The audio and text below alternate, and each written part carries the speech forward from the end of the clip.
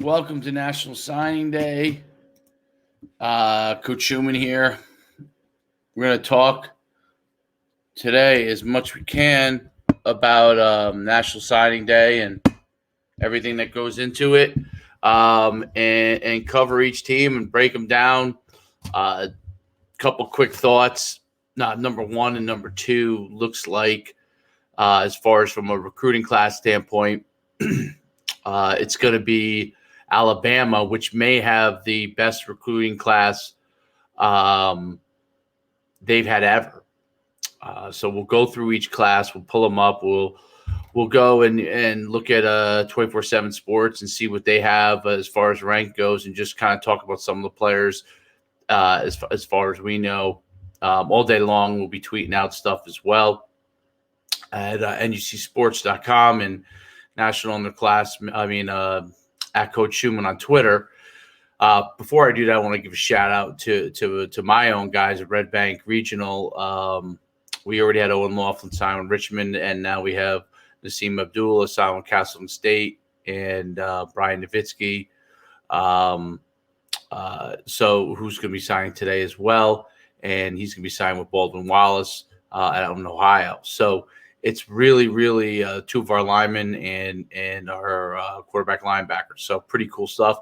But we'll get right into it. And I'll share my screen as much as I can as I kind of go through some of the top prospects. But now, I'm getting a lot of my information from the net, from 24/7 Sports, some of the other outlets that do a great job of covering it. But obviously, we want to make sure that you kind of get the skinny on everything. Yesterday, I tweeted about the controversy around Tennessee and their prospects and how they rescinded an offer. And before I talk about the recruiting classes, I think that's one of the things that's happened more and more, and a lot of people are confused about how that happens and why that happens, and why someone would rescind a prospect's offer. There's multiple reasons, and obviously I don't know the details of everything, but what the prospect claims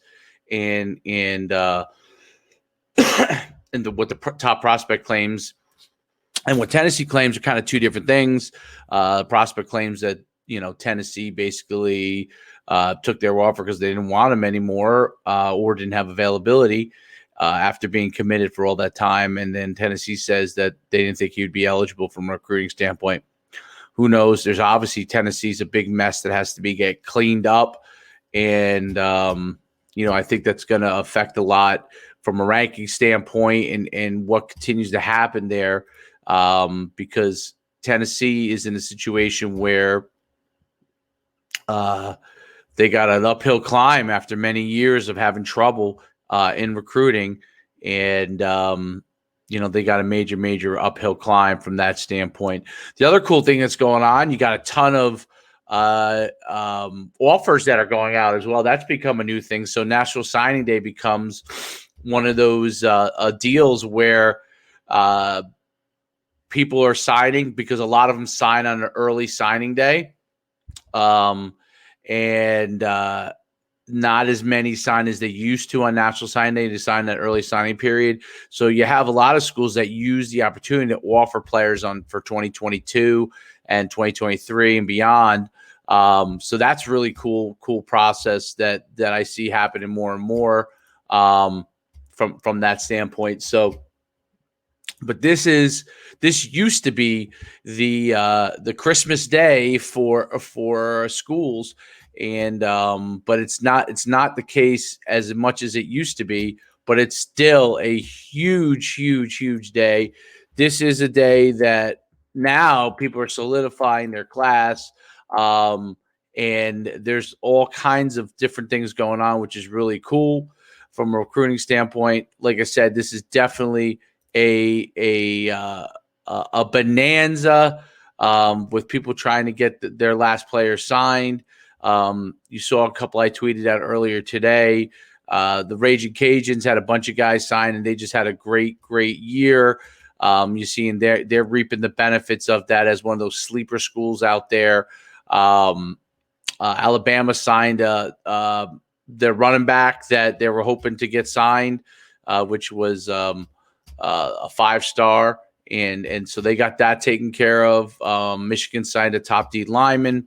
So we'll break down, who so far is signed or enrolled in this 2021 class. And what's really cool is Alabama has 14 already enrollees in this class, and then another 12 that signed a letter of intent. So they already have 14 guys on campus. They got 12 more guys coming in. It's an incredible class.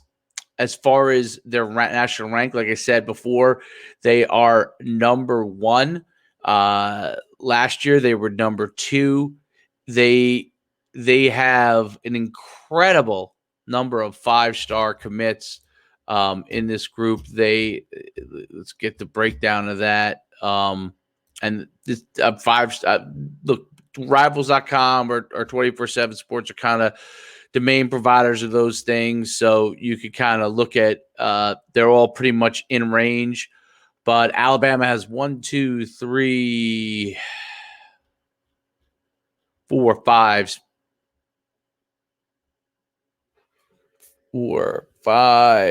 6. Looks like 6 5-stars just in this class alone.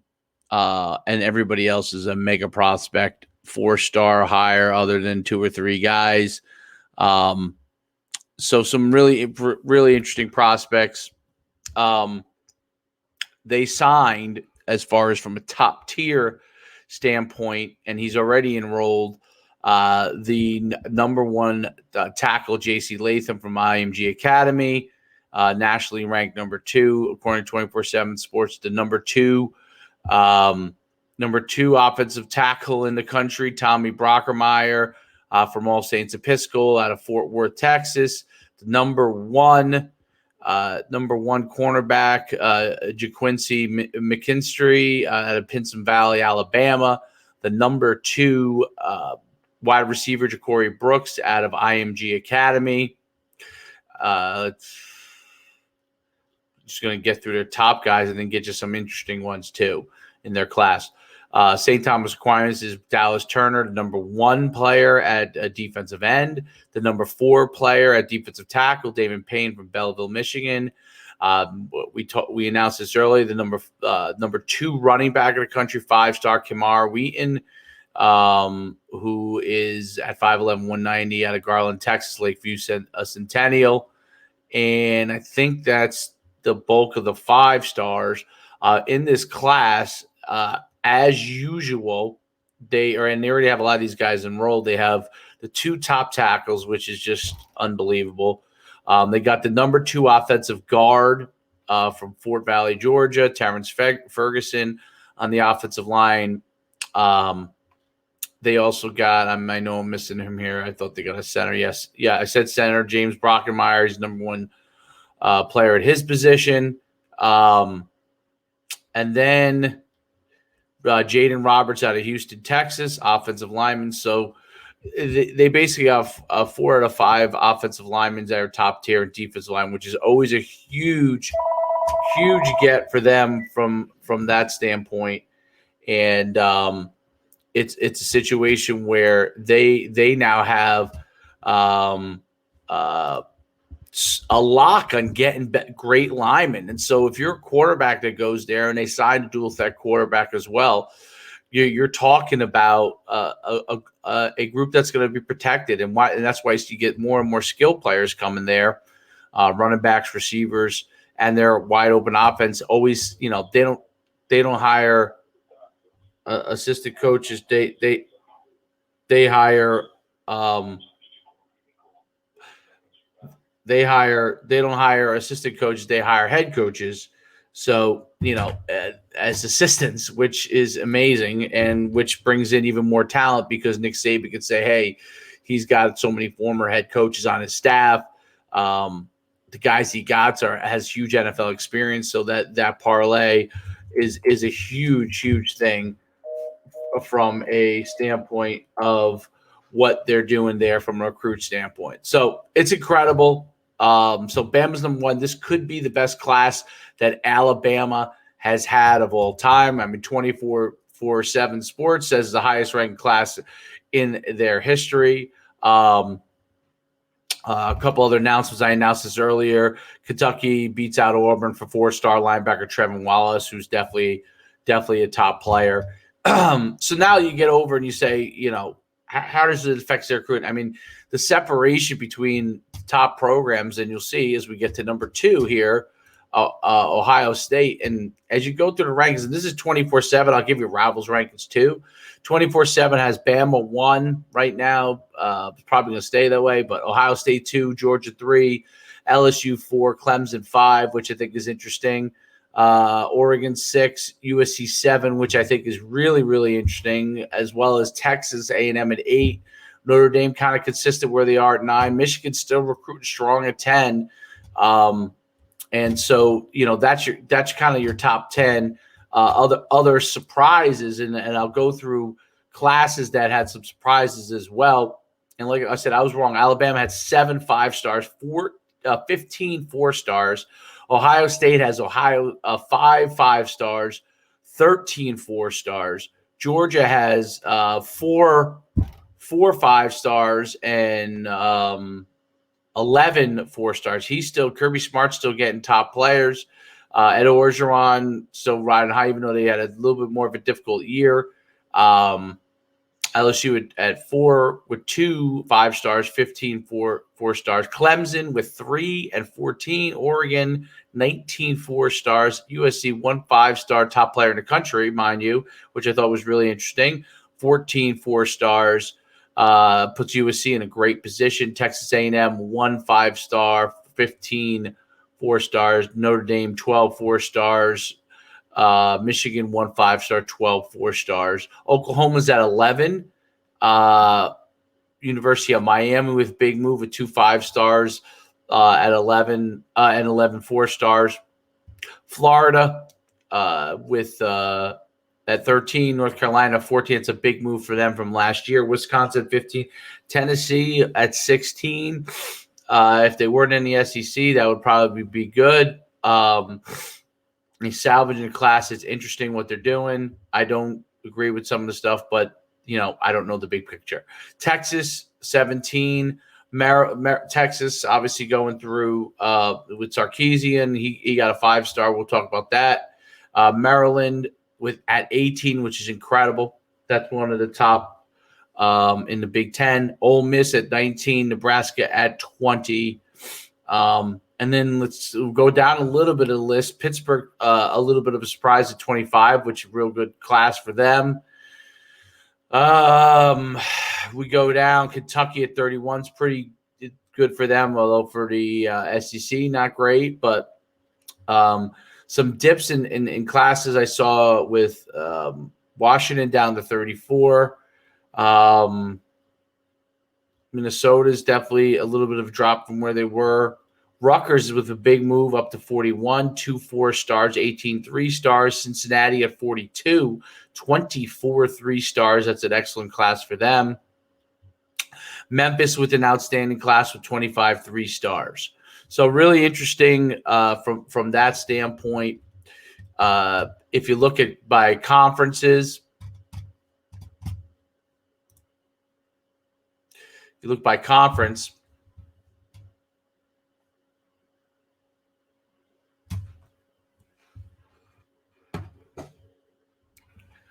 If you look by conference, we go through these rankings and you'll see the ACC is Clemson 1, Miami 2, North Carolina 3, Florida State 4, Pittsburgh 5. Big 12, Oklahoma 1, Texas 2, which is putting them back in range. Oklahoma State 3, West Virginia 4, Baylor 5. Big 10, Ohio State 1, Michigan 2, Wisconsin 3, Maryland 4, Nebraska 5. Penn State is now 6. That's a little bit of a drop there. Like I said, big mover for Rutgers, which was probably last year or near last, is now number 9. So that's a big move for them. Talent, Pac-12, Oregon 1, USC 2, California 3, UCLA 4, Utah 5. I think it's pretty darn good by Utah being in the top 5. Some, Stanford's at 8. I mean, that's kind of they're never near the top from that standpoint. And Alabama 1, Georgia 2, LSU 3, A&M 4, Florida 5. Like I said, Tennessee's held it together. South Carolina's in deep trouble. There's a lot that has to go on there that they've got to do to improve. And then some really big surprises. Normally a top 10 when Gus Malzahn was there, and at worst a top 15. Auburn in the country, that is, meaning top 5 in the SEC. Auburn at 12, which is a shocker there. That is a shocker. Auburn at 12. So those are some really, really crazy things from, Auburn's going to have a huge uphill climb here. And I don't know, with Alabama in their state, the move away from Gus Malzahn, curious move there. SEC, other than that, you got your big dogs up there up top. Conference USA, Cincinnati 1, Memphis 2, SMU 3, which is a big move for them. UCF 4, USF 5, which is a big move there. Houston dropping a little bit. They're at 7. Temple at 9. They were more towards the front early. Navy does it more with less than any other team in the country, and I don't mean less from a talent standpoint. They get their rankings. They get great players that do what they need to do, and so Independence. I don't know much about some of these, but UTSA is a big surprise at number 1. Who's their head coach? Who's UTSA? Jeff Traylor. Where was Jeff Traylor at before? I'm curious that. Jeff Traylor was at. Where was he at before?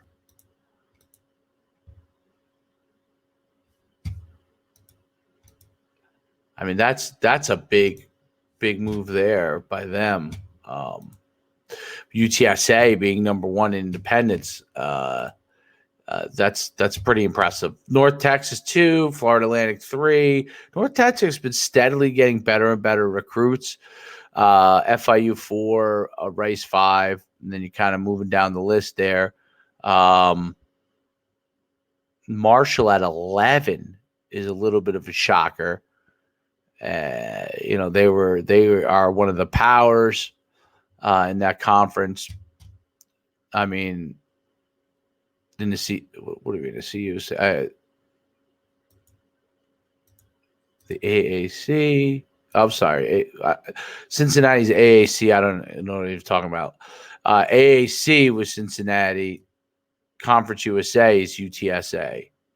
Some of these other conferences I get confused by. AAC. Okay. All right. So why isn't? Oh, that's right. Because UConn went independent.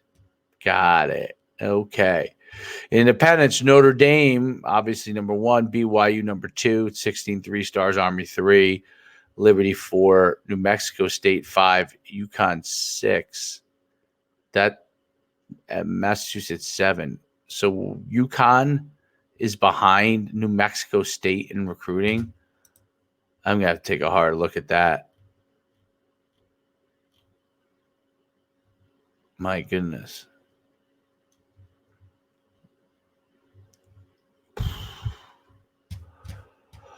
Brutal. Did they sign anybody from New Jersey? UConn? They didn't sign anyone from New Jersey. They said Deion McClain. All right, so my alma mater, hopefully that's not a reflect. Hopefully those players get developed, because if that's their ranking, brutal. Okay, MAC. We go over to MAC. Toledo is 1. Central Michigan is 2. Miami of Ohio 3. Northern Illinois 4. Ball State 5. Whatever the M West is, I don't even know what. I thought that used to be the Mountain West. Okay. San Diego State, Boise State, UNLV, Fresno State, Colorado State. San Diego State eclipsing Boise State's a little bit of a surprise. UNLV being number 3 is a little bit of a surprise in that conference. Amazing off the year. Why San Jose State has that they're still 10. Everything else kind of makes sense. Appalachian State is winning the battle for the Sun Belt Conference. The Raging Cage is doing a great job. In Coastal Carolina, number 3. Georgia Southern 4. Georgia State 5. Very interesting. Nailing their recruiting base. Coastal Carolina leveraging that great year. Same thing with the Raging Cajuns leveraging that great year that they had to give them an opportunity. So let's look at let's take a second and look at, first of all, the top recruit in the country, Corey Foreman. One of the things you'll see from Corey Foreman, first going to USC, the number 1 prospect in the country from beginning to end. Corey Foreman, we'll play a little bit there just so you guys could see what the top prospect in the country looks like. If I can pull up some stuff here.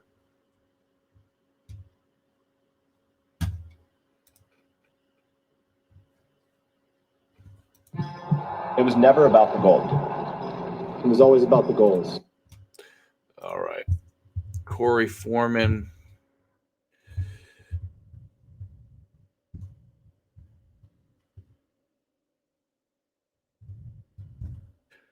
Corey Foreman starts, and then that's right. He's California, from Centennial, California, Corona, Centennial, California, 6'5", 270, defensive end. We'll show you a little bit what it takes. Now, they didn't have a season, so he started out as the number 1 player, has continued all the way through as number 1 prospect, despite the fact that he did not have a season. Him going to USC is a huge coup for Coach Helton, being able to get a prospect like Corey Foreman to stay home, stay in his backyard at USC.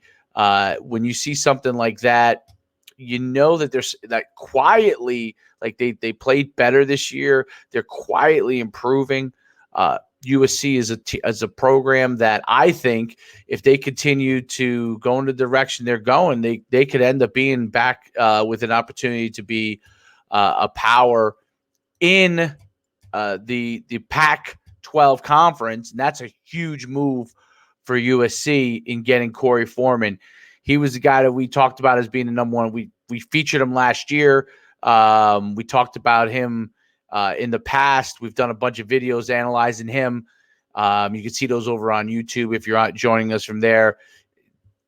Corey Foreman's prospects as a recruit at 6'5" and 270, and he can fly, is incredible. We'll watch a little bit of film here real quick and have a little fun with this. But this is Corey Foreman.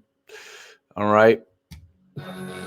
There he is. The speed off the ball. Let me just lower this a little bit. But Corey Foreman's speed off the ball, I do like a little bit of music. A little bit of music makes it a little more fun, man. You don't want to just listen to my boring voice the whole time. His ability to pursue is unbelievable. This is the number 1 recruit in the country. He's already signed early. His size is overwhelming for high school players at the time. Does a good job with his hands. He has a unique gift of size that most prospects do not have. He's going to USC, can play inside, can play outside. He's got to work on staying a little bit lower. That's my only complaint. That was my complaint last year as well. But then what we have is that 2019 film. Remember, we don't have 2020 film on Corey Foreman.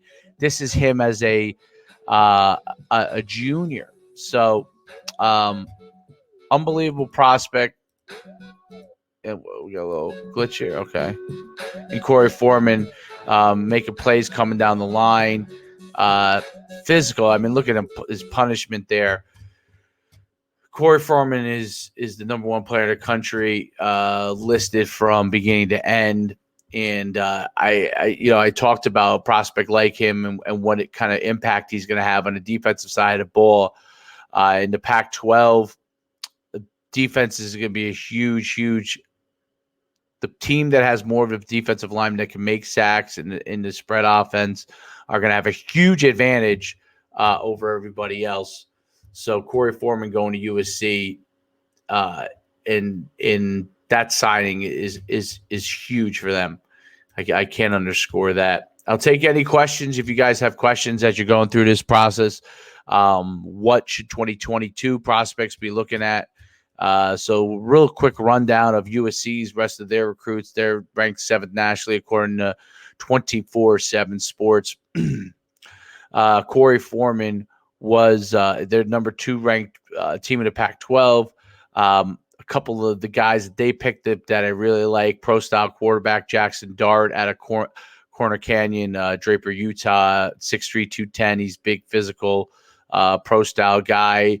USC loves those kind of quarterbacks and should be able to deliver because they also signed another quarterback out of Mission Hills, California, Miller Moss from Bishop Alemany High School. So they got 2 quarterbacks to work with. And then I really like Kalen Bullock, their athlete from John Muir out of Pasadena.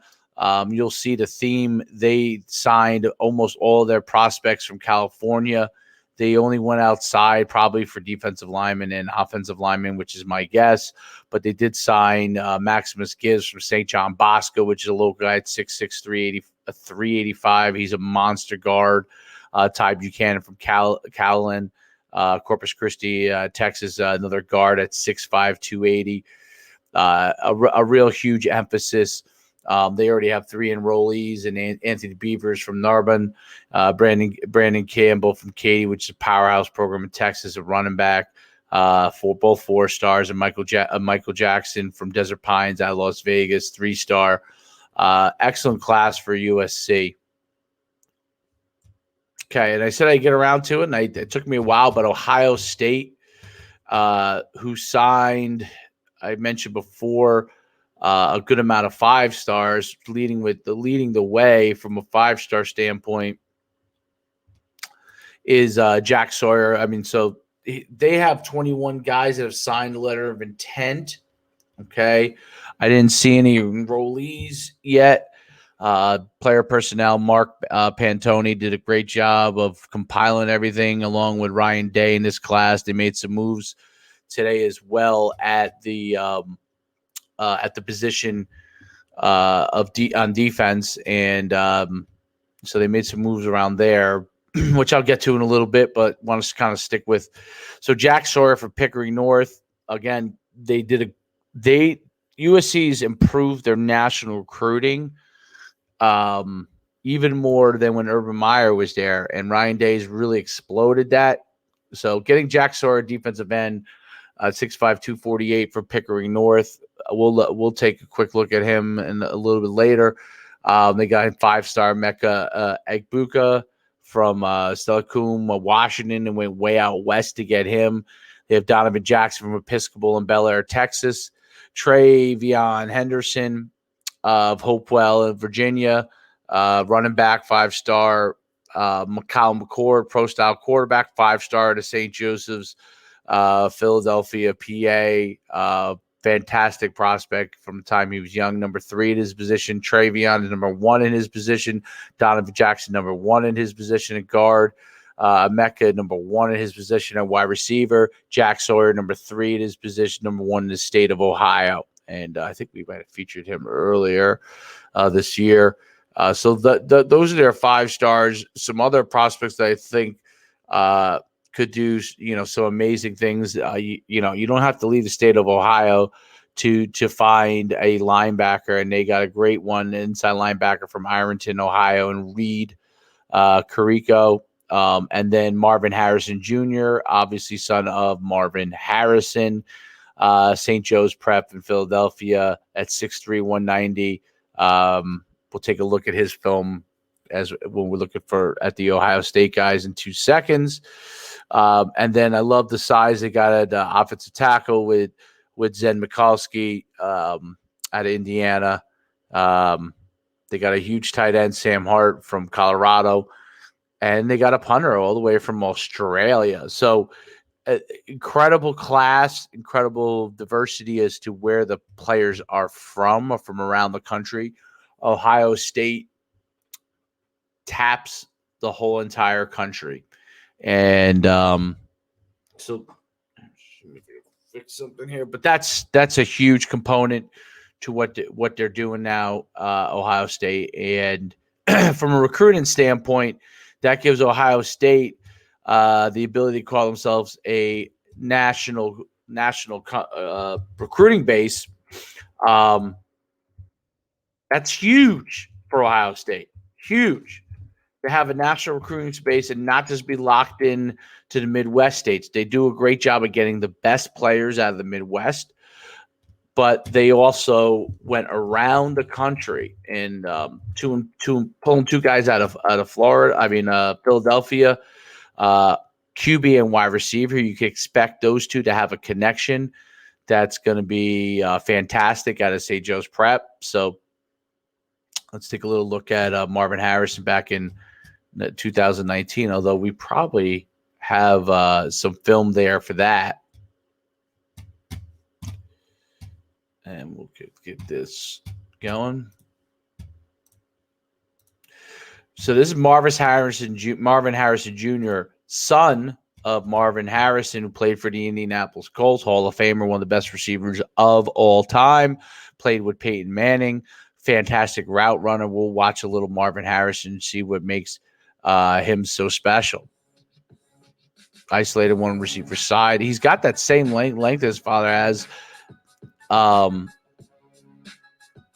They play against top competition. He's got some good speed. He really has a similar body frame. There's that comeback route that made his father famous. Marvin Harrison making a staple on his own. He has the ability to go and get it, high point the ball,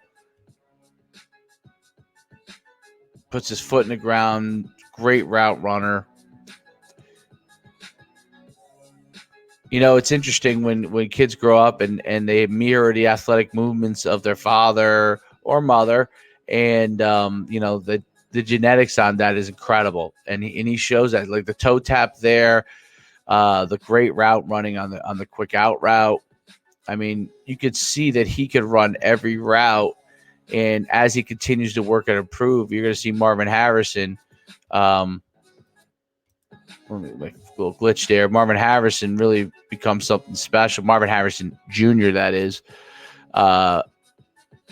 And having a chance to play with his quarterback from his old high school could make a unique experience for them. That's Marvin Harrison Jr. I think one of the interesting pickups for them at Ohio State. The number two rated class according to 24/7 Sports. We'll take a kind of gander real quick over at what Rivals.com has. And I'll just take a second to pin this video here so we have this this coverage here for you pinned. And then go over here on YouTube here.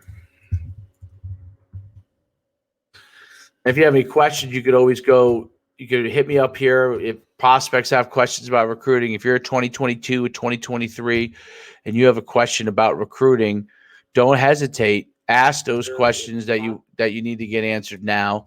Don't be shy in asking those questions. It's important to find out. 2022 and 2023 is you guys are on the clock, and it's time to start, establishing yourself from your process. You got to reach out. Today's a great day to start this process if you haven't already. They're going to move on from 2021. Most have already obviously started 2022. And if you're 2023, this is the time to start getting your name out there because recruiting is critical. We just summarized Alabama, Ohio State. They locked up most of their class very, very early on in the process. Most of their players signed early signing day. I think Ohio State didn't have to sign anybody, if I'm not mistaken. I think that Alabama had to sign the running back. I don't know if they had to sign any others. I didn't see too many others that had spots that had to get filled. So that's important to know from a recruiting standpoint what the roster looks like at these places. And when you're choosing a place, it's interesting because it seems to me that the rich keep getting richer in the recruiting process, and the Ohio States of the world. Let me just put this up here: National Signing Day.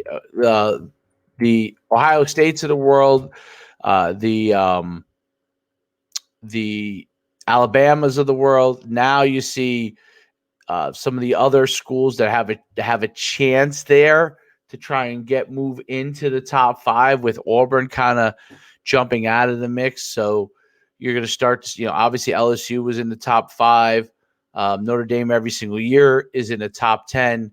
It's important to start reaching out to those schools right away, because they are going to pursue the next class. And the earlier you start getting in the mix there, the better off you're going to be. The earlier you start getting your name out there, the better off you're going to be. And from a recruiting standpoint, it makes all the difference, because offers go out early. So players like Corey Foreman, who's the number 1 player in the country, he was out there and talked about from the time he was on varsity, and he was at camps, dominating camps. So those are kind of things that every prospect needs to start doing.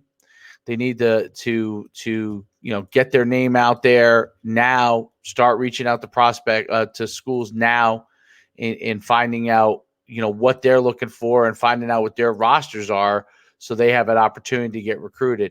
I'm going to be at Coach Schuman over on Twitter, and you guys can go, and I'll put this up here for you guys so you can see it.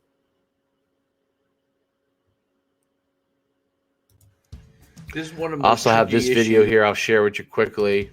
This is one of the most tricky issues for athletes right now, how to get recruited during COVID.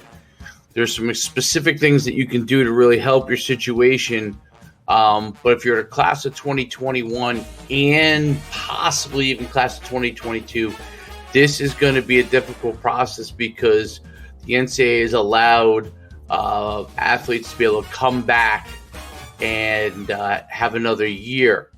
So with them having another year, coaches are going to stick with a lot of times players that have already been in the program and part of the system, as opposed to getting new players, aka high school athletes, or even some of the JUCO athletes, or even prep school. So that's the number 1 most difficult thing that you have to deal with. Number 2 thing that you have to be aware of is the transfer portal. So in this 2021, and maybe a little bit for 2022 as well, the issue is there's been a huge increase in players in the transfer portal signing with Division I programs and FCS programs. How does that affect athletes that are looking to go to schools? Well, ultimately less scholarships. So a simple way to think about it is if a team has 20 scholarships available for their class for 2021, and 5 of those are taken up by transfers, and 10 of those are taken up by players returning that normally would have graduated, that's 15 scholarships gone, which means they only have 5 scholarships available. Now, that's an important thing to understand, because it's simply a supply and demand thing. If there's less number of scholarships available, it's going to be much more difficult, and a lot of athletes are going to be in PWO, which means preferred walk-on situation. So it's important to know the school, who the scholarships that they have returning, and ask those questions about that. So if you're interested, if you believe that you really do have that level that you can play at, it's important to ask those questions about what scholarships are available, and how many players are going to sign in that class, because you don't want to waste any time with a place that's not going to have any scholarships available for you. So it's real important to figure those things out within that process. COVID has had a huge effect on the fact that you have a lot of athletes coming back that might have normally graduated and moved on in their situation from a recruiting standpoint. So it's important to ask the questions about at every school. And the second thing is, if you do want to play in college and there are no scholarships available, what do you do next? So if you're a very good student, I don't recommend going the JUCO route because you lose eligibility each year that you play in JUCO. Go the prep school route if you feel like that you need another year to develop because of that situation, but there's no guarantee. So a lot of athletes have take preferred walk-ons that would not have normally, or will have to take the opportunity to play at a Division II or Division III level. Because if you think about it, if guys who were recruited at FBS level were no longer able to get scholarships, let's say because there are fewer scholarships, they get pushed down to FCS and so on and so forth. So everyone may get pushed down half a level or a level because of the fact that there aren't as many scholarships available. So this is a key component to understanding your recruiting process. Then the next question is, how do I get recruited if I can't get on campus? So everybody's hopeful that this summer we'll be able to do it, and maybe the end of spring. Nobody knows the answer to that question, whether we'll be able to get on campus. So there are three important things that you should think about. Number one, how are you going to market your capabilities? Whether it's your coach or yourself, how are you going to get that out there? Okay. In the past, there will still be a full slate of independent camps, which means tied to not tied to colleges, which I think are very valuable for building your resume, building your competition base, building your exposure.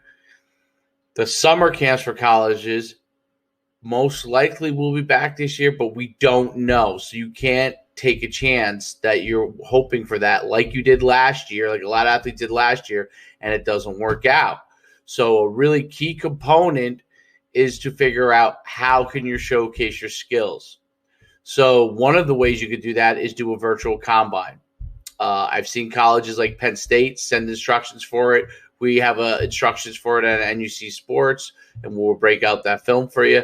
But they're doing a virtual combine, following the parameters that the school outlays, asking that school what they'd like to see, and then doing those drills, videoing them, and sending them out.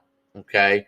Camp film, if you go to independent camps, if you can get yourself camp film from these combines or camps, you're going to have to utilize that until things go back to normal. Usually it's used for purely exposure, but now you might need that film.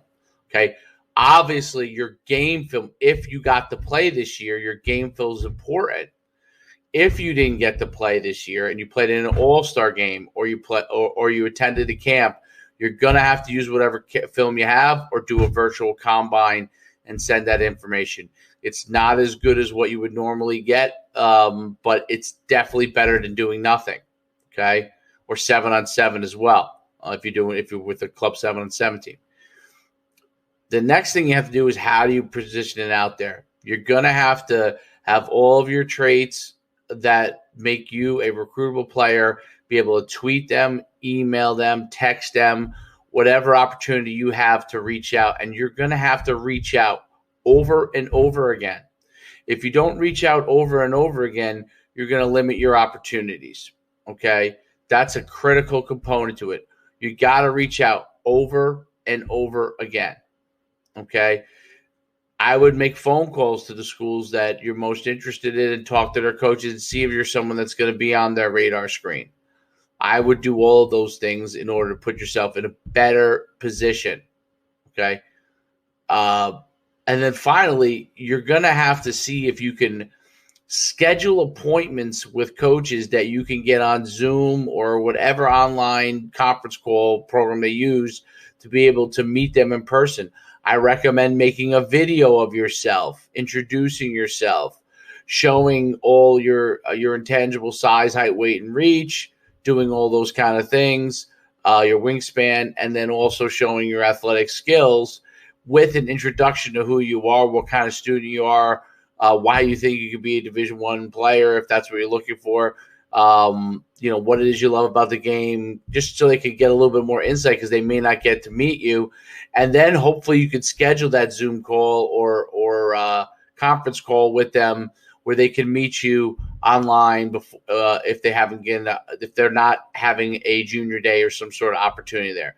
If things open up, you got to attend junior days, you got to get on campus, combined with all the other things that I already mentioned.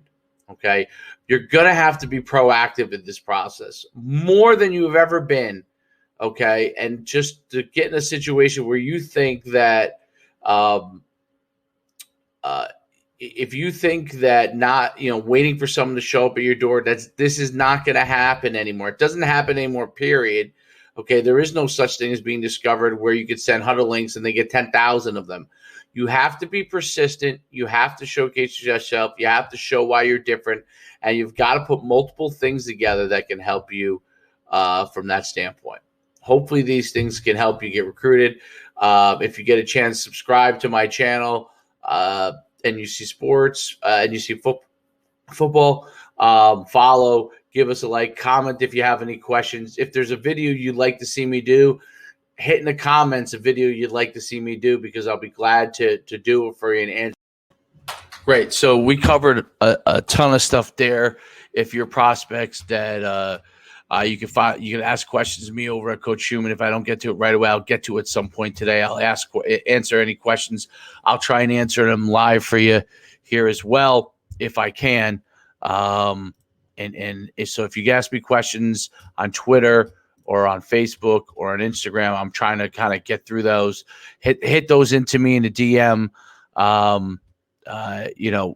It's important that you start that process now. When you guys send film out, make sure you send enough information on you. Obviously, coaches are going to be enticed by height, size, and weight, and that's a big deal. It's important for you to be able to understand that in the recruiting process. And, so that's a deal. Any questions on those kind of things, please just tweet at me in DM and I'll answer them. I'll even do them live for you right here. We're going through that prospect right now. We just broke down Ohio State. I did a little kind of PSA for you on the recruiting process. We're going to continue to hit home from a recruiting standpoint, everything that you need to know to make sure that you understand this process, while we're also breaking down the top programs in the country. And I think that I'm going to have to get a microphone that's a little bit more I want to get one of those mics that you can kind of walk around with, because this is sitting in one place thing is not for me. But it's important. Tonight as well, I'm going to be a special guest for Mr. Gadney at the Playbook Athlete. You can check them out at Playbook Athlete. They do a great job of helping prospects, and I'll be his guest tonight, this evening. So if you want to check me out there, I'll be talking about the recruiting process in depth again tonight, live on the air on his podcast, breaking everything down for you. All of this information, this signing day stuff, will be live for you at our podcast. We're going to have them on all of them, the Prospect Podcast, at the Kitchen Sink. I'll put it on our Success for Life podcast. So no matter where you go, you could find out everything that happened today in the recruiting. I'm going into I went through Alabama already. I went through Ohio State. And now I'm going to go to Georgia.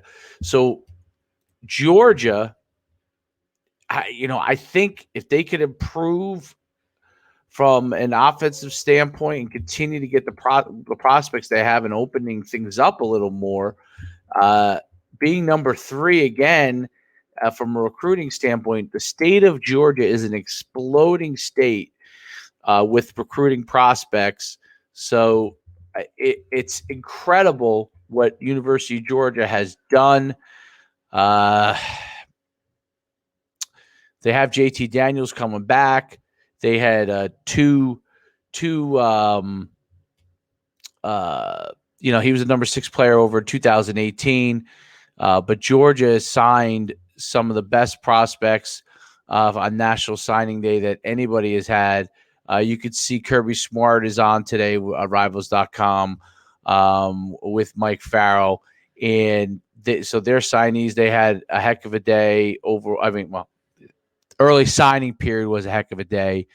But they're number 3 in the country, and we'll break down a little bit of what they ended up getting done from a recruiting standpoint. And like I said, National Signing Day is no longer a signing day where it used to be everybody signed on this day. Now the majority of the top prospects sign in the early signing period, so it's not as dramatic as it normally would be.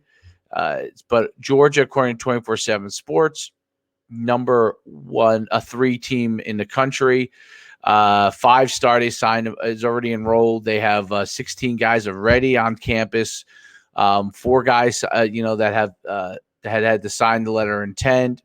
That have signed their letter of intent. All the 5-stars are already on campus. So the 4 guys: Amarius Mims from Beakley County in Georgia, offensive tackle, 6'7", 315.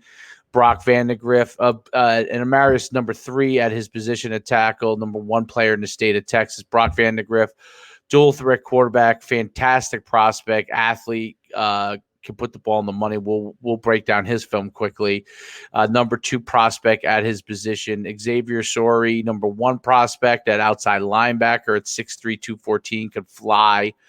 And Xavier Sori is part of a lot of the way the new outside linebackers are, even more so than he used to be. They have to be able to coverage like a strong safety, and then be able to come off the ball, because a lot of times you can't just sit in a 4-2 anymore. With linebackers coming downhill. Otherwise, you can get taken advantage of in the passing game. Smail London from Baldwin County, Dallas, Georgia, another outside linebacker. Georgia, in my experience from running camps all over the place, have literally been loaded with prospects from that standpoint. Mike Morris is an unbelievable 4-star, so the offensive tackle. That's 2 gigantic offensive tackles that they've gotten. Corner, they signed Nyland Green, who I love, is number 4 prospect as positioned out of Newton, Georgia. We've seen him in the past at camps. David Daniel out of Woodstock, great athlete, can go anywhere on the field for you. 3rd at his position. A bunch of guys signed from them that are already there, and then big prospects. Then the best prospect of the guys that have not yet enrolled are Dylan Fairchild, the offensive guard, along with Jared Wilson. So you got 4, 5, 6 linemen, 5 linemen in this group. 4 linemen, 4 linemen in this 1, 2, 3, 4 offensive linemen, 2 guards, 2 tackles that are going to make a huge impact. They're really trying to shore up that offensive line so they can really improve their run game, get the dual threat quarterbacks going, and really leverage JT Daniels for next year. But the guys they're bringing in for the future are going to make a huge impact there. And so that's Georgia. We'll take a quick look at Brock Vandegrift's film from Prince Avenue Christian School out of Bogart, Georgia. One of the things you'll notice about a lot of the SEC schools, now Alabama goes all over the country. Georgia doesn't have to go too far outside of its state just because of the number of prospects. It's past California a couple of years in prospects, but it's 3 or 4 in the country every single year from a prospect standpoint. And obviously, Brock Vandegrift had a season, so I'm trying to see if I can get any of kind of his future this year's highlights. Let's see. All right, here we go. This is just some highlights from a big game they won by a lot, and you'll just kind of see some basic things. But his deliverability, his athletic ability, and his size are unique here. And then I'm going to take a brief pause as I come back to break down more of the classes here. But let's share the screen.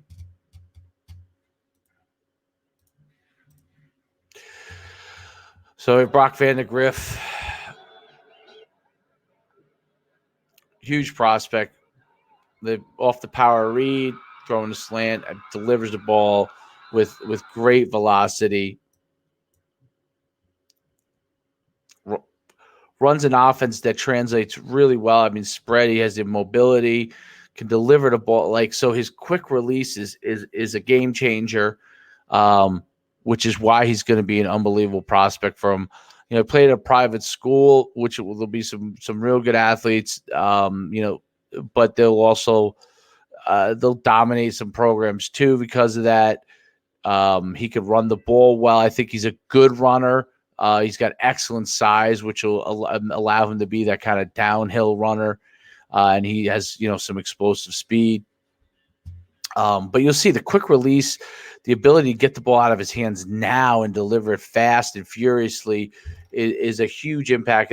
That's the kind of prospect, a quarterback that Georgia needs, especially with some of the turnover they've had. They got a little lucky in that JT Daniels is exactly what they, is a better prospect than they might have thought. They weren't sure if he was going to be what he ended up being.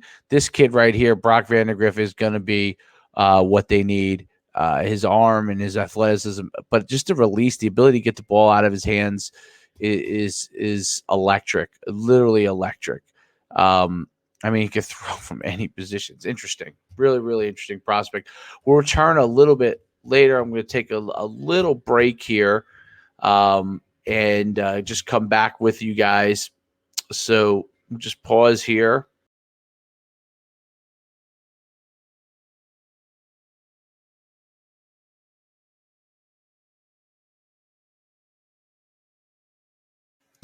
This is one of the most tricky issues for athletes right now, how to get recruited during COVID. There's some specific things that you can do to really help your situation. But if you're a class of 2021 and possibly even class of 2022, this is going to be a difficult process because the NCAA has allowed athletes to be able to come back and have another year. So with them having another year, coaches are going to stick with a lot of times players that have already been in the program and part of the system, as opposed to getting new players, aka high school athletes, or even some of the JUCO athletes, or even prep school. So that's the number one most difficult thing that you have to deal with. Number two thing that you have to be aware of is the transfer portal. So in this 2021 and maybe a little bit for 2022 as well, the issue is there's been a huge increase in players in the transfer portal signing with Division I programs and FCS programs. How does that affect athletes that are looking to go to schools? Well, ultimately less scholarships. So a simple way to think about it is if a team has 20 scholarships available for their class for 2021, and 5 of those are taken up by transfers, and 10 of those are taken up by players returning that normally would have graduated, that's 15 scholarships gone, which means they only have 5 scholarships available. Now, that's an important thing to understand because it's simply a supply and demand thing. If there's less number of scholarships available, it's going to be much more difficult, and a lot of athletes are going to be in PWO, which means preferred walk-on situations. So it's important to know the school, who the scholarships that they have returning, and ask those questions about that. So if you're interested, if you believe that you really do have that level that you can play at, it's important to ask those questions about what scholarships are available and how many players are going to sign in that class, because you don't want to waste any time with a place that's not going to have any scholarships available for you. So it's real important to figure those things out within that process. COVID has had a huge effect on the fact that you have a lot of athletes coming back that might have normally graduated and moved on in their situation from a recruiting standpoint. So it's important to ask the questions about at every school. And the second thing is, if you do want to play in college and there are no scholarships available, what do you do next? So if you're a very good student, I don't recommend going the JUCO route because you lose eligibility each year that you play in JUCO. Go the prep school route if you feel like that you need another year to develop because of that situation, but there's no guarantee. So a lot of athletes have take preferred walk-ons that would not have normally, or will have to take the opportunity to play at a Division II or Division III level. Because if you think about it, if guys who were recruited at FBS level were no longer able to get scholarships, let's say because there are fewer scholarships, they get pushed down to FCS and so on and so forth. So everyone may get pushed down half a level or a level because of the fact that there aren't as many scholarships available. So this is a key component to understanding your recruiting process. Then the next question is, how do I get recruited if I can't get on campus? So everybody's hopeful that this summer we'll be able to do it, and maybe the end of spring. Nobody knows the answer to that question, whether we'll be able to get on campus. So there are three important things that you should think about. Number one, how are you going to market your capabilities? Whether it's your coach or yourself, how are you going to get that out there? Okay. In the past, there will still be a full slate of independent camps, which means tied to not tied to colleges, which I think are very valuable for building your resume, building your competition base, building your exposure. The summer camps for colleges most likely will be back this year, but we don't know. So you can't take a chance that you're hoping for that like you did last year, like a lot of athletes did last year, and it doesn't work out. So a really key component is to figure out how can you showcase your skills. So one of the ways you could do that is do a virtual combine. I've seen colleges like Penn State send instructions for it. We have instructions for it at NUC Sports, and we'll break out that film for you. But they're doing a virtual combine, following the parameters that the school outlays, asking that school what they'd like to see, and then doing those drills, videoing them, and sending them out. Okay. Camp film, if you go to independent camps, if you can get yourself camp film from these combines or camps, you're going to have to utilize that until things go back to normal. Usually it's used for purely exposure, but now you might need that film. Okay. Obviously, your game film, if you got to play this year, your game film is important. If you didn't get to play this year and you played in an all-star game or you attended a camp, you're going to have to use whatever film you have or do a virtual combine and send that information. It's not as good as what you would normally get, but it's definitely better than doing nothing, okay? Or 7-on-7 as well, if you're with a club 7-on-7 team. The next thing you have to do is, how do you position it out there? You're going to have all of your traits that make you a recruitable player, be able to tweet them, email them, text them, whatever opportunity you have to reach out. And you're going to have to reach out over and over again. If you don't reach out over and over again, you're going to limit your opportunities, okay? That's a critical component to it. You got to reach out over and over again. Okay, I would make phone calls to the schools that you're most interested in and talk to their coaches and see if you're someone that's going to be on their radar screen. I would do all of those things in order to put yourself in a better position. Okay, and then finally, you're going to have to see if you can schedule appointments with coaches that you can get on Zoom or whatever online conference call program they use to be able to meet them in person. I recommend making a video of yourself, introducing yourself, showing all your intangible size, height, weight, and reach, doing all those kind of things, your wingspan, and then also showing your athletic skills with an introduction to who you are, what kind of student you are, why you think you could be a Division I player if that's what you're looking for. What it is you love about the game, just so they could get a little bit more insight because they may not get to meet you. And then hopefully you could schedule that Zoom call or conference call with them where they can meet you online before, if they're not having a junior day or some sort of opportunity there. If things open up, you got to attend junior days. You got to get on campus. I don't know how, with all the other things that I already mentioned. Okay, so we're back here. I don't know if I was muted for some reason. Okay, we're good.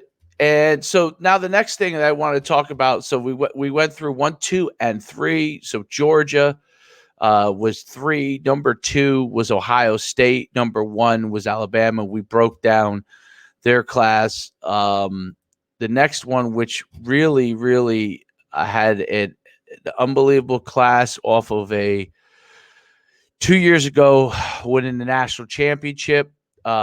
This year, struggling a bit, having to make some moves, but defensively was a huge issue for them. Hopefully they fixed it, and they had to move some people out at the coaching position. But the recruiting stays strong, and their pause, that's LSU, according to 24/7 Sports, has them at number 4. And, they're a program that is completely with Ed Orgeron. Ed Orgeron, first of all, is known to being a fantastic recruiter. There's maybe no other. Well, Nick Saban obviously is the number 1 probably recruiter in the country. Ryan Day quickly is establishing himself as being maybe a top, maybe being the number 2. I mean, that's, I would have said Ed Orgeron, but, Kirby Smart, Ed Orgeron, now Ryan Day. I don't know if it's because of Ohio State or Ryan Day is that good, but whatever it is, they're winning ball games, they're getting the national championships, and Ryan Day has improved upon what Urban Meyer was able to do, which is just a huge impact in their recruiting. But number 4 being LSU, their recruiting and what they were able to do in this class is fantastic. Again, LSU needed to fill a lot of spots, having lost a lot of players to the NFL last year. And so because of that, you got a situation where LSU struggled this year with opt-outs to fill all their spots that needed to be filled. So receiver spots, on defense, it was a disaster. And they should be able to fix it with a lot of the prospects that they put in the pike last year and the ones that they got in the pike for this year. So let's take a quick look at LSU's signees here. Okay, and LSU, first of all, they had a huge signee with Savion Jones, keeping him at home. I think that was a big one that they wanted to make sure they had there. Savion is a dynamic prospect who can run from the defensive end, defensive tackle position. He's going to get bigger, but that's a huge, huge keep for them. Louisiana State University is huge on keeping Louisiana prospects. Louisiana, the state of Louisiana, in my opinion, is the most underrated state in the country when it comes to recruiting. having run many, many, many, many, many, many camps there, I'm always impressed with the athletes and their dedication to football. So Louisiana State University, LSU, has done an unbelievable job of building a football state. I call it Little Texas because of just a number of prospects per capita. There's only 4 million people there, and they have something like 80 or 90 Division I prospects every single year, probably more. I got to look that up. I got to fact check on that. But LSU, in according to 24/7 Sports, is the number 4 rated team in the country. 5-star Mason Smith already enrolled. They have 9 enrollees, 11 that have signed the letter of intent. Their other 5-star is Sage Allen from Lafayette Christian Academy. He's the number 2 at his position at safety. Mason Smith is number 2 at his position at defensive tackle at Terrebonne at Oma, Louisiana, and Sage at Lafayette. Again, Louisiana, their theme, they now have the ability to recruit nationally, but when you see their recruits, most of their guys are going to be Louisiana and then a little bit of Texas, a little bit of Mississippi. What Ed Orgeron's been able to do is be able to get a couple of guys here and there from different places, like Greg Penn from DeMatha Catholic, 4-star prospect inside linebacker. He went, out to Ohio to get Corey Kiner, which is from Roger Bacon, another a powerhouse program, a running back. That's what they, much needed. Someone who could be dynamic in that position going forward. On the defensive side of the ball, where they really need to get some defensive players, they got Derek Davis, 4-star from Gateway High School, which is a traditional power program out in Pennsylvania for many, many years. They got wide receiver Deion Smith from Jackson Academy in Mississippi. They got quarterback Garrett Nussmeier. Is that I wonder if that's Nussmeier's son, Doug Nussmeier's son? Is that possible? Am I 61182, 4-star prospect out of Flower Mound. They got an outside linebacker that could fly. Again, I talked about that. Those outside linebackers now are like borderline strong safeties. They used to think about them as strong safeties at 6'4", 193 from Hapeville Charter in Atlanta, Georgia. They went all the way to Georgia to get that 4-star prospect there, 11th rated at his outside linebacker position. He is an athlete and a half. Landon Jackson from Pleasant Grove, defensive end at 6'6", 240. Wasn't a huge class in the offensive lineman, only signing 2. That is a little bit of a concern for me when I see their class. Very heavy in what they were missing skill. Running backs galore. He was also signed Armani Goodwin from Trussville, Alabama. And so LSU got a lot of the things that they need to fill. They need to fill some of the skill positions they lose because so many of their guys go on to the NFL. It's one of those kind of deals there that you see happen for prospects. By the way, today, if you do go to NUC Sports or topprospectelite.com, first of all, if you go to NUC Sports, there's a wealth of recruiting information there for you. Topprospectelite.com is where you can go and sign up for events. You could use code NSD21 to get 60% off today for National Signing Day in celebration of all the prospects getting signed today. I love National Signing Day. It's one of my favorite days of the year. It's so interesting to see all the different prospects of where they're going. This just came, a couple of interesting ones just came in. Akron just signed Dante Pollard. That's a guy they were waiting on, defensive back. Unbelievable athlete out of Penn Hills, PA. They just got that in. That's a big get for them. See if a couple other ones that I just saw coming through here. I just saw Michigan State. Michigan State has not been able to hang with Michigan or some of the other Big Ten programs, which is surprising. Let's see what I saw here. I just saw Michigan State. And by the way, if you sign and you want us to retweet it out, this is the time to do it. We're getting them all out there. Colby Fields signed with South Carolina, and Caden White. So that's a huge deal over there. Two prospects signing with South Carolina. It's everything. They need a lot of help from, and Beamer's got to really work that. We covered Savion Jones earlier today from LSU.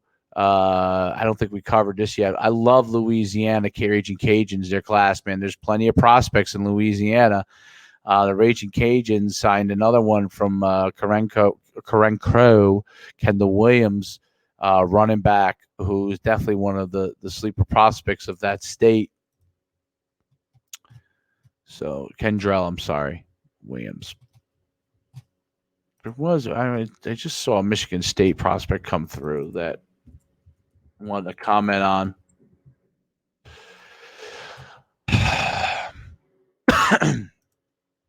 See what we got here.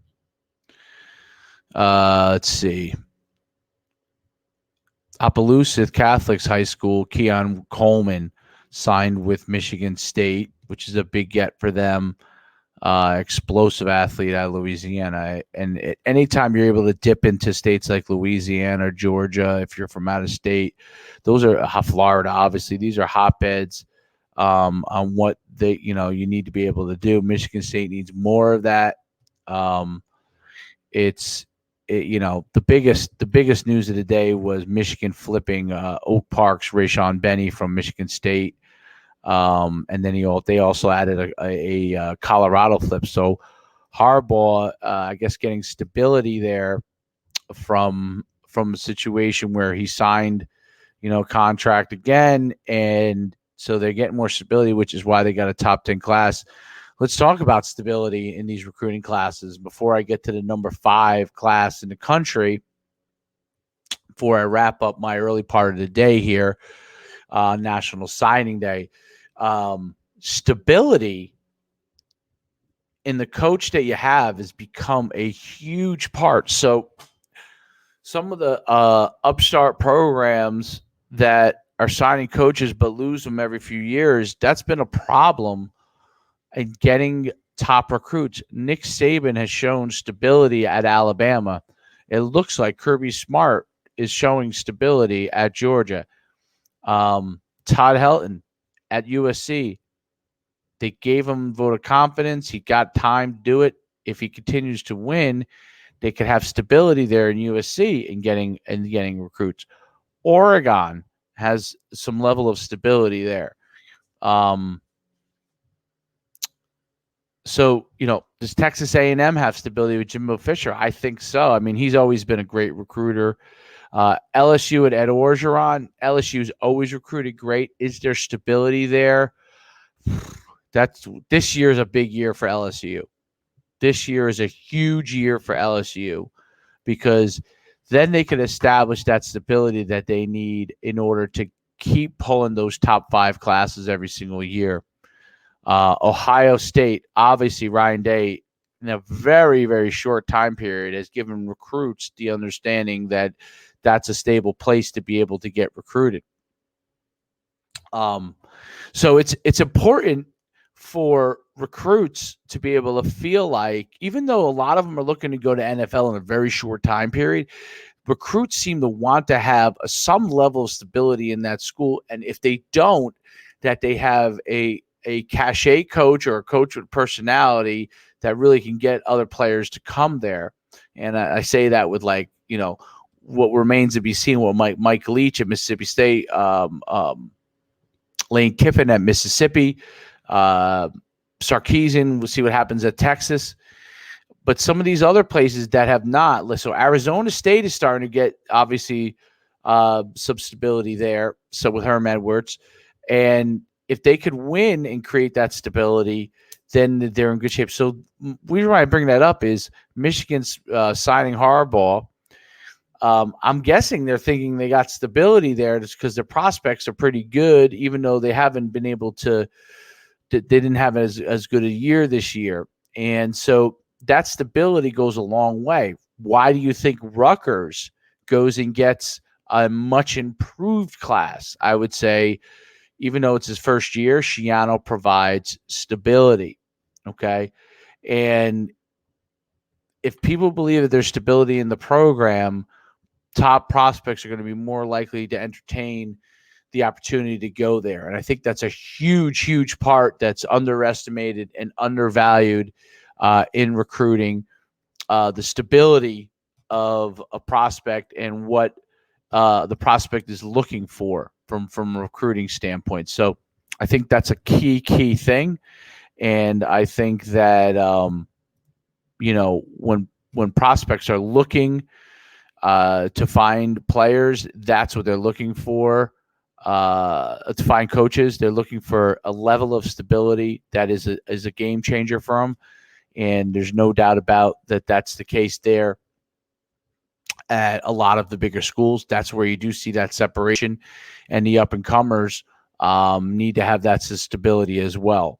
It'll be curious to see what happens with programs like Minnesota, Indiana going forward, who had Indiana had a great year this year. Minnesota expected to be better, did not. Iowa State, which doesn't get the time. I mean, what were they ranked in recruiting? Iowa State is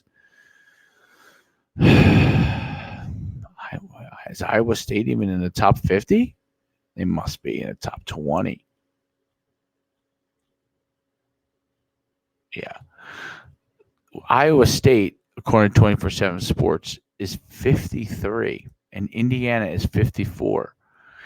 So, when you talk about the recruiting rankings too, like, how important are these recruiting rankings and how good are they? Are they just rating the top guy? Like, I guess in the top 5, yes.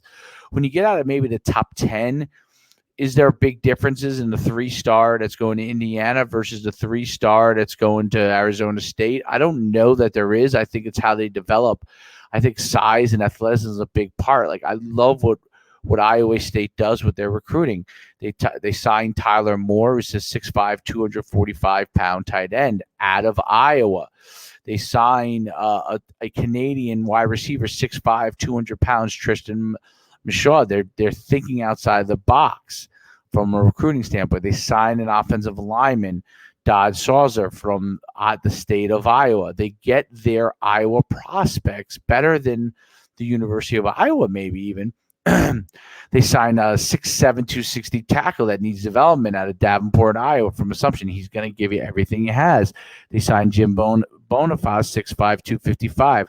These tight end-like tackles who they can develop into big, giant guys when they get them into the weight room. They signed weak side DN, 6'4", 220 out of North Scott, Iowa, Joey Peterson. I love what Iowa State is doing, even though it doesn't look traditional, okay? That's an important thing to understand. Malik Vernon from Hamilton, Ohio, that's a big, giant athlete, 6'4", 205. They're going to get themselves, a prospect from an athlete position that can do a lot of different things for them. And as long as they can keep getting a quarterback that does what they need to do, they're getting the different all-purpose backs out of Florida, out of Lutz, Florida, Dean Salas. They're 53 rated, but they got a class. When you look at these classes, I think size and athleticism, if you have height, is going to have a huge impact at the college football game, and Iowa State has done that. So you can't underestimate what they have done. Okay, so we go into the top 5, rounding out the top 5. I can't be remiss without and then the show until I get back with you later today. Clemson, number 1 in the ACC, I would expect that, but signing Will Shipley as an all-purpose back, 5-star, fantastic athlete, number 1 APB in the country out of Weddington, a powerhouse program in North Carolina. Now, Clemson has to dip into a lot of different places because they're not going to get enough of the players from South Carolina. They go into states like Georgia. They go to California. They go to Florida. They go, St. Joe's, PA, which had a ton of prospects this year. Jeremiah Trotter at inside linebacker, 6'2", 210, a lightning fast inside linebacker. They got gigantic Jake Stool, from Tennessee, out of Ravenwood at 6'5", 215. Another star wide receiver from St. John Bosco and Bo Collins at 6'3", 195. And let's get to what, the guys that I really, really like here. So, at offensive guard, Marcus Tate from True Prep in Florida. I love the length of Nathaniel Wiggins from Westlake, Georgia. I love the size out of defensive tackle Peyton Page. That's that defensive tackle position where you just can't run on them. They like to clog it up there with the one tech out of Greensboro, North Carolina. They got a big back out of Grayson where they're just produce players like you can't believe out of Grayson High School in Georgia, out of Loganville, Georgia. Phil Maffa at 6'1", 215, and a fantastic center out of Ryan Linthicum out of Damascus High School in Maryland. So those guys are all enrolled. They did get 2 5-stars that have yet to enroll, but obviously will roll a regular time period. And Barrett Carter, North Gwinnett, and outside linebacker, 6'1", 220, physical person. They got Tristan Lee from Robeson Secondary, another offensive tackle. And you got to get those big, tall offensive tackles. They got a ton of linemen. They do a great job at that. Pro-style quarterback Bubba Chandler, who's a 3-star. It's tough to get a quarterback because they have one that's a freshman that's going to start for the next 4 years, 3 years, whatever. So it's tough to sign quarterbacks, but they got a good one out of North Oconee in Bogart, Georgia.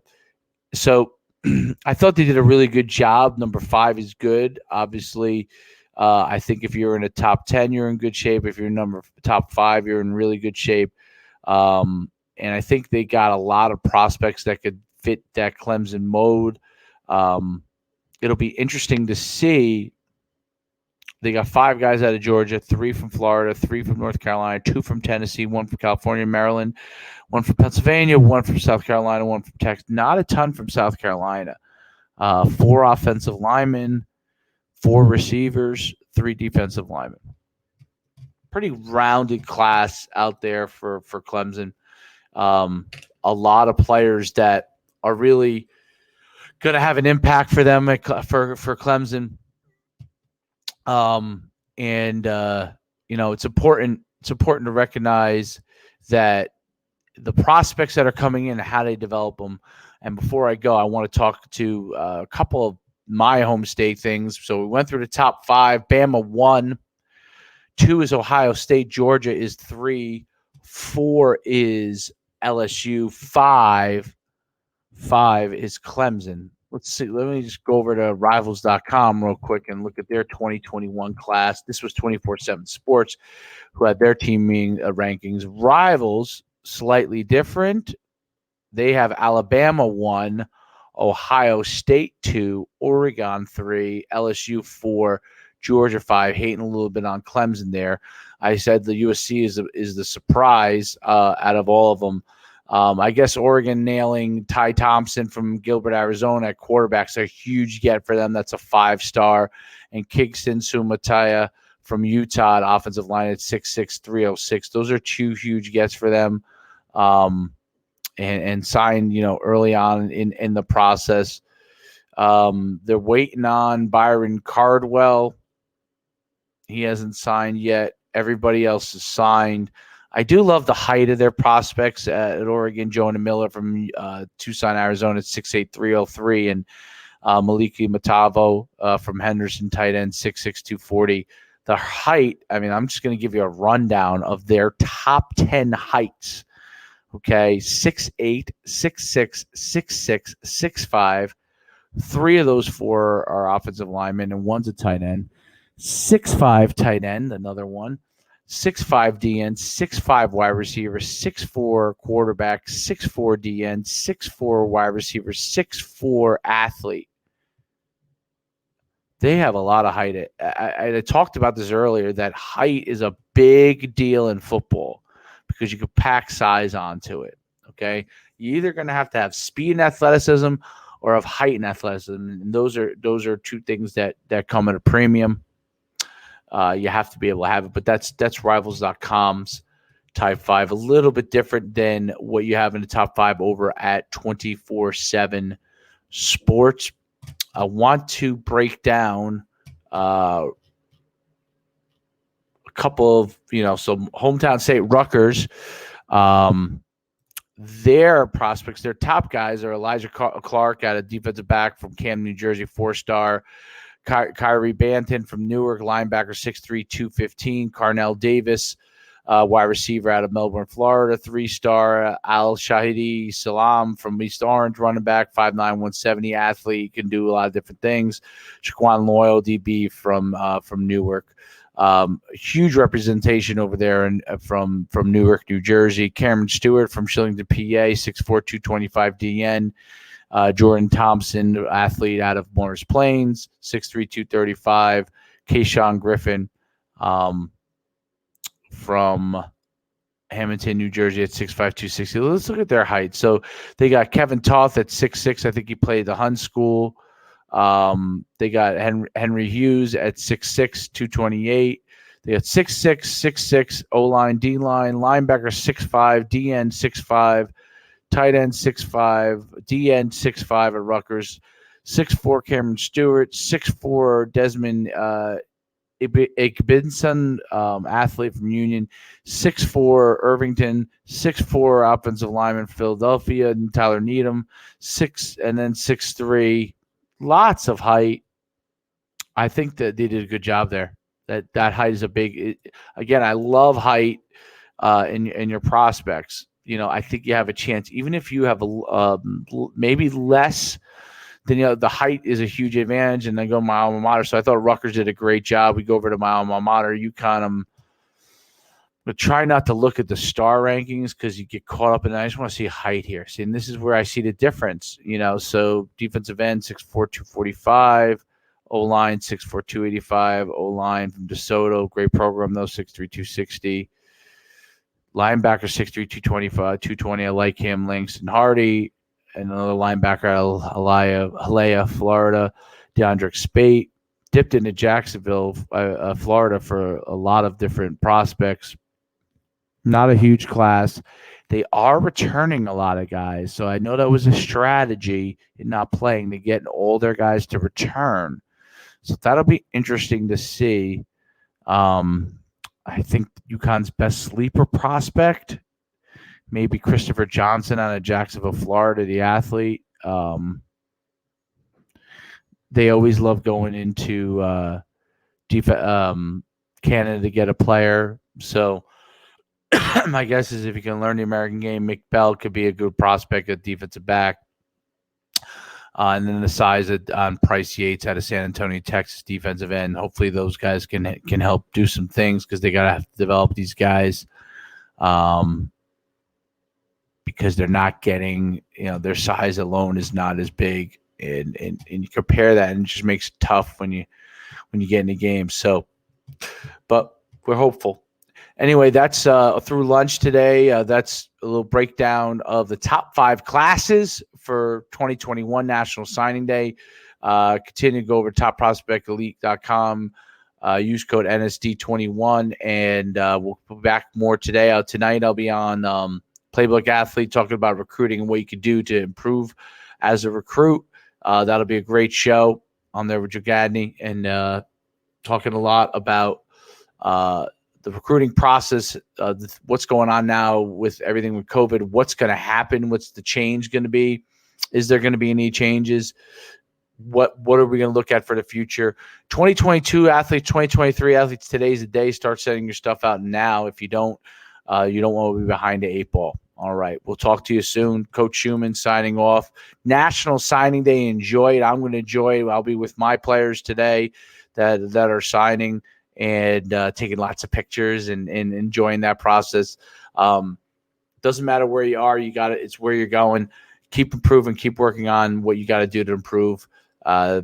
Enjoy National Signing Day, live out your dreams, keep pushing the envelope to be the very best player that you could be. You can. You do that. You listen to your coaches. You listen to what you need to improve as a team. You do those things, and you're going to have a great chance to have a great career in high school and hopefully in college. Don't sell yourself short.